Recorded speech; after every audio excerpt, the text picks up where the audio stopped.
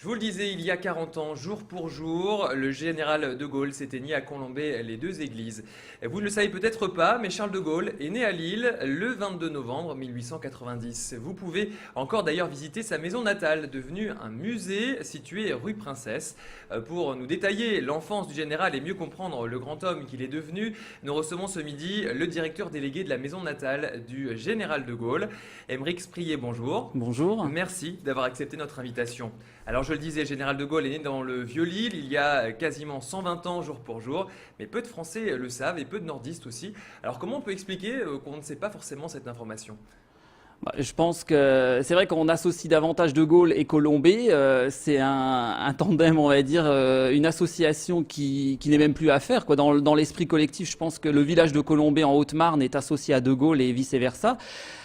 Par rapport à Lille, malheureusement, je pense que c'est peut-être le fait qu'il n'ait pas vraiment vécu à Lille. Il est né à Lille parce qu'il était de tradition dans les familles de la moyenne bourgeoisie de revenir accoucher chez les parents. Mais c'est vrai qu'il a passé la plupart de son temps à Paris, puisque ses parents, Henri et Jeanne de Gaulle, résidaient sur Paris.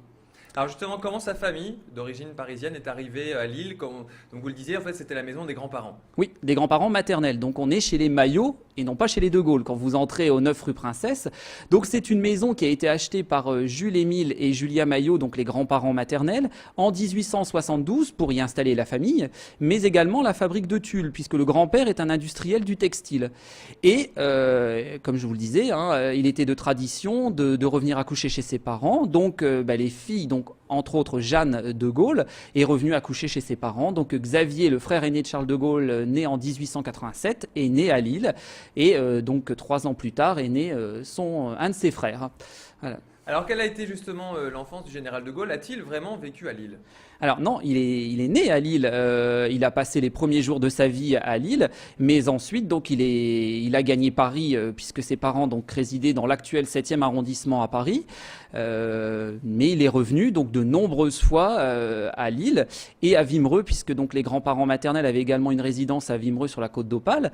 Donc il revient de nombreuses fois pendant les vacances chez les grands-parents, mais comme en fait n'importe quel petit enfant reviendrait chez ses grands-parents pour passer des vacances. Et donc, il avait gardé des souvenirs justement de ces passages lillois ? Oui, il y a des petites. Il parle avec beaucoup d'affection dans les mémoires qu'il a rédigées de ses souvenirs d'enfance, ses retrouvailles familiales, les joyeuses retrouvailles entre cousins, avec les oncles et tantes, etc. Il faut bien reconnaître que du côté Maillot, c'est la famille au sens très large. Il y avait donc les oncles et tantes, les cousins et cousines. Donc, il n'était pas surprenant que la grand-mère réunisse toute cette petite famille. C'était 25 personnes environ, et donc on se retrouvait. C'est des joyeuses retrouvailles, des souvenirs d'enfance, donc des jeux, etc. De Gaulle, c'est vrai que dans la mémoire collective, on connaît le personnage du 18 juin, on connaît le personnage de la 5e République, mais il a été, comme nous tous, un enfant. Il a eu les mêmes jeux, enfin à peu de choses près, les mêmes jeux que n'importe quel enfant que nous avons été. Et à partir de là, donc il a des souvenirs d'enfance comme nous tous également, quoi. Donc il parle avec beaucoup d'affection de ses souvenirs, de ce temps passé chez Bonne Maman Maillot, rue Princesse. Alors justement, vous vous occupez de la maison natale du général. Qu'est-ce qu'on peut y découvrir dans cette maison ? Alors, il s'agit d'une reconstitution, d'une ambiance de cette maison, donc d'une maison de la moyenne bourgeoisie industrielle du 19e siècle. Donc une reconstitution, j'insiste bien sur le terme de reconstitution, où on retrouve donc un certain nombre de pièces de mobilier, une ambiance, une atmosphère.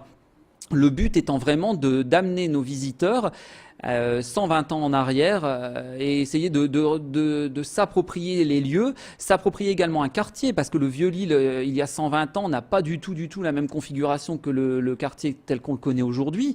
Et donc tout ça, ça nous permet... Notre mission, c'est vraiment d'expliquer dans quel contexte familial, côté maternel, encore une fois, est né Charles de Gaulle.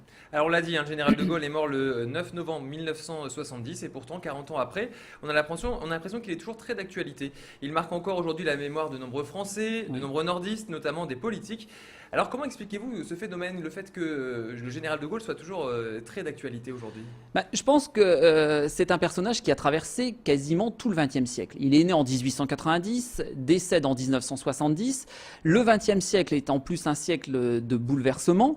Je parle même, enfin, en France, mais également dans le monde entier. Donc, De Gaulle est à la fois contemporain de ces bouleversements, mais également acteur de ces bouleversements.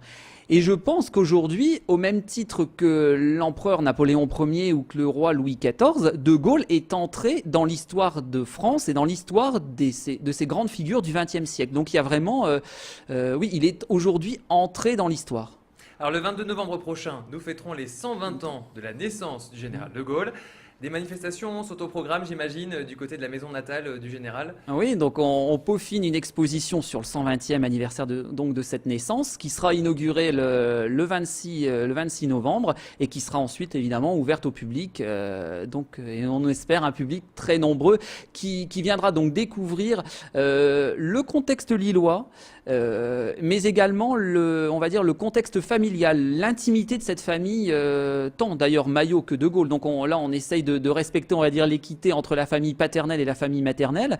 Et donc, on va essayer de lever le voile un peu sur l'intimité, le cocon familial, le contexte, vraiment l'intimité de cette famille, de ces familles, là où tout a commencé en fait. Merci beaucoup, Aymeric Sprier. On va rappeler à nos téléspectateurs qu'on peut visiter la maison natale du général de Gaulle du mercredi au dimanche. Et il faut réserver tout de même avant de pouvoir la visiter.